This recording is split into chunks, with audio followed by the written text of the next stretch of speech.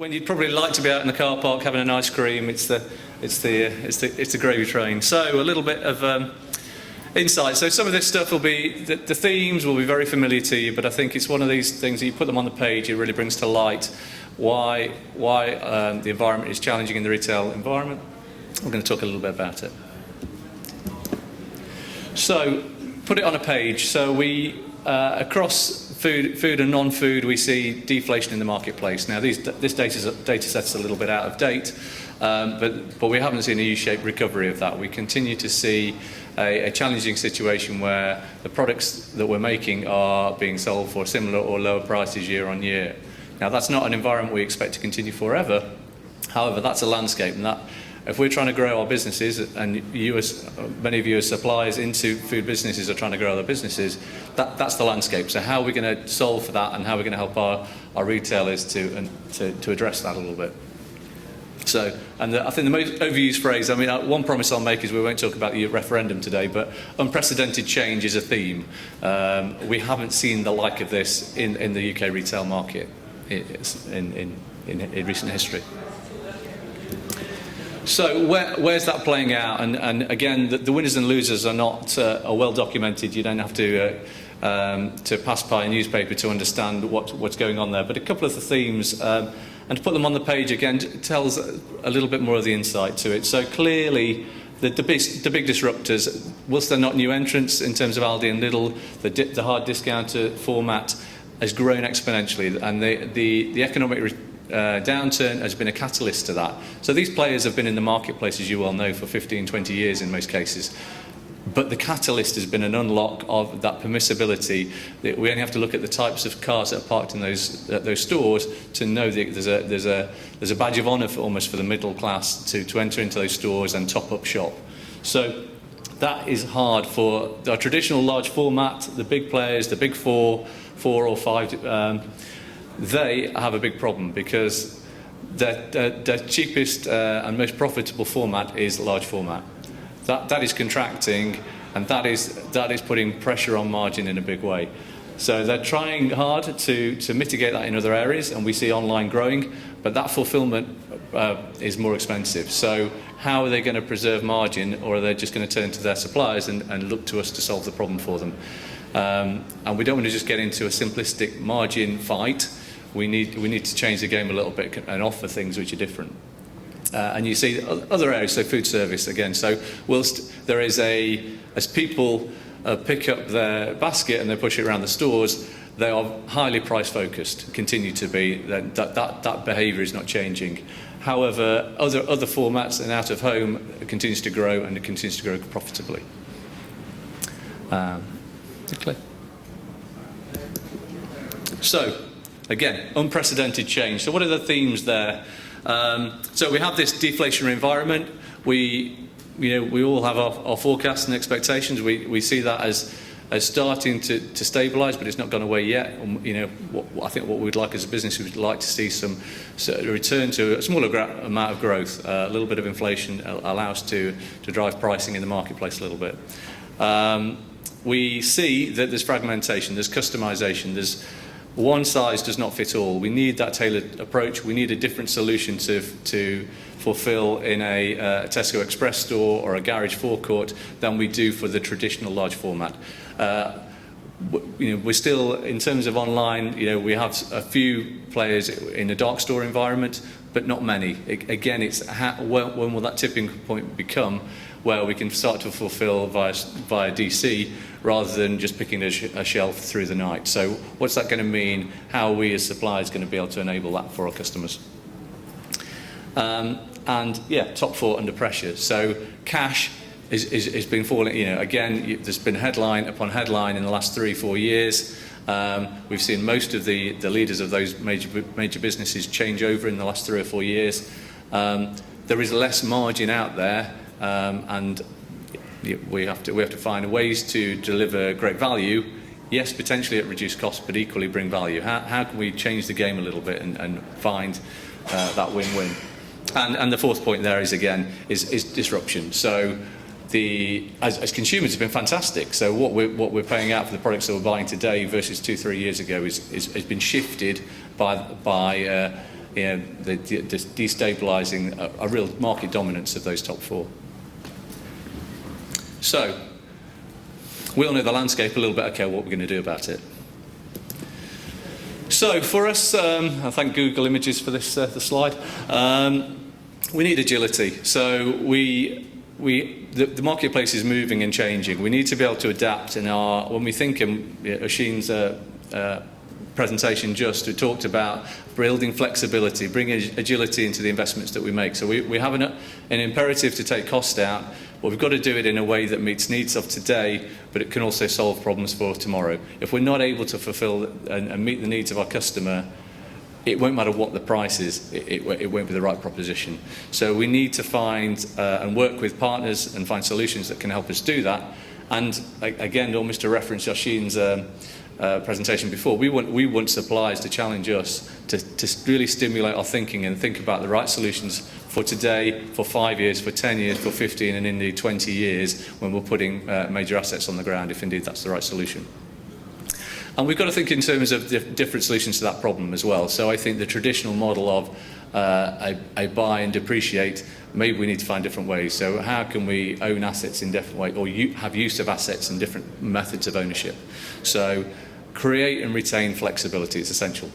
Otherwise, the world will move ahead of us. So reduce costs. Now, as a buyer of assets, you would say that, obviously we'd say we want it at less cost. Now the thing, that's a little bit of a, I could leave it at that, but actually I think it's more, there's more to it than that. I think what are we trying to do as businesses? We're trying to grow our businesses, so we want to have a way of reducing the cost of ownership of the assets and the equipment that we're running in our plants on a long-term and sustainable basis. So that means, as the illustration points, cheapest is not always the right solution. So cheapest book price day one is not necessarily the right solution. You need to give us compelling arguments as to why not. But we need to find ways of having equipment that we can adapt, evolve to meet ongoing needs. Because if we put on assets on the ground to find that then the market has shifted, then we've got to rip that stuff out and replace it in 3 or 4 years' time. That's poor investment on all parts.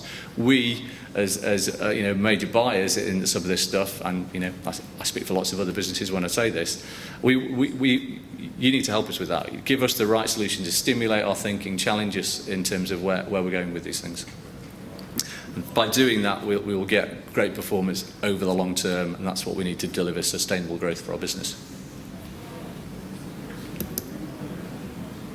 And then response times. So, we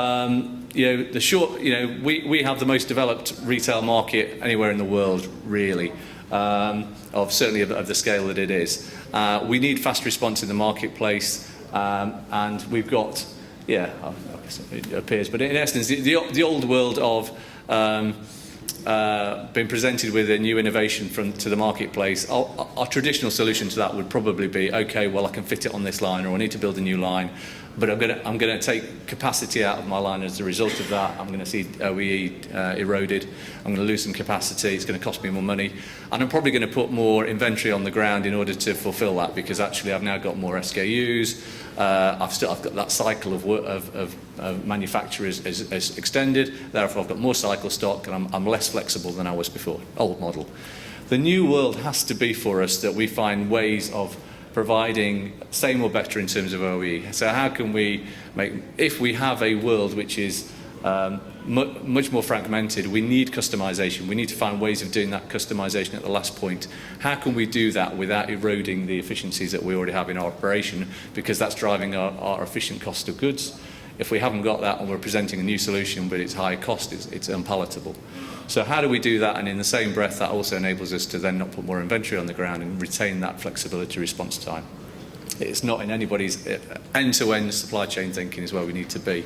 And again, as suppliers, we urge you to challenge us in terms of the way we think about that.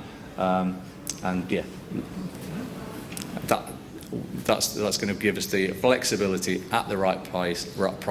And if ultimately, if our customers win, we win. So we've got to provide the right solutions to them.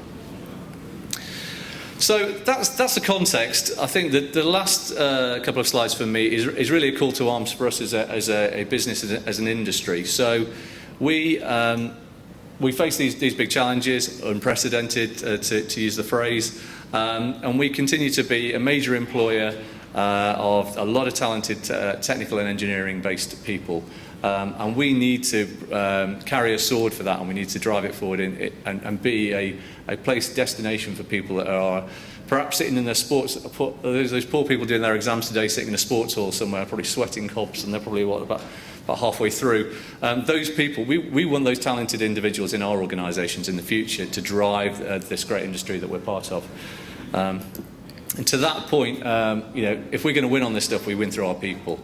So we've got to find ways of encouraging. So through, we're not alone on this. We don't hold a monopoly on it, and we can't do it on our own either. Lots of good companies are involved in this stuff, but I encourage you to play a part too. So how do we engage through ambassadors for STEMnet, get into schools and bring that to life for people? Use events that we locally at the NEC, like the Big Bang, to stimulate and promote science and engineering as great careers for people. We, along with others, have supported and sponsored the creation of the food engineering degree, which is now based in Sheffield Hallam. It didn't exist. There wasn't a food engineering degree that you could go to in the UK. This is one of the biggest employers of engineers in the UK. We didn't have a degree base to support that. So these are small steps, but we need to work on this stuff. If we want this talent, we've got to work hard at it. We've got to create opportunities for people that maybe in their first jobs it got passed by. So how do we create opportunities through apprenticeships? How do we use events like Feeding Britain's Future to stimulate people and bring them into a factory which, there's a lot of misconceptions about what a 21st century facility might look like. It's not something from the 1960s. The world has moved on, and actually you can have great careers within it. So we need to stimulate and bring people into that world. And we also have a responsibility to be good employers. We need to think about getting that work-life balance right. So for more than 10 years in PepsiCo, we've talked and worked passionately with our teams around thinking about diet and exercise, thinking about mental resilience. So that is something that now we see government talking about quite a bit more. We've been working with the likes of Mind for a number of years, helping people to manage stresses and get the best from them. Often when those things don't come from a working context, there's so many positive aspects to doing a good job, fulfilling job, which you're achieving things in. So we play a part in that, and we'd urge you to do more of that. But I'm not here to preach. We need this is I think intrinsically in our interest. And then the final point is that we must not neglect half the population. So we have some brilliantly talented female engineers in our business, but not enough of them. We need to make that a choice at school level, in the choices that people are making into their GCSEs and into A-level, and then perhaps through in apprenticeships. We need to broaden our net so we bring in more talented people who can not only have the technical skills, but I would also say they have the emotional intelligence to cope with a dynamic environment that we operate in every day. So really, that's the sum up for me. So I think we do, and we should be proud to operate in one of the world's most developed retail markets environments. We are a major employer as the food and drink sector in the UK, and it's absolutely vital for our success today, tomorrow, and in the future that we are attracting that right talent, stimulating them in the jobs they come into, and making it a place they want to have a successful career for the long term. Thank you very much for your time.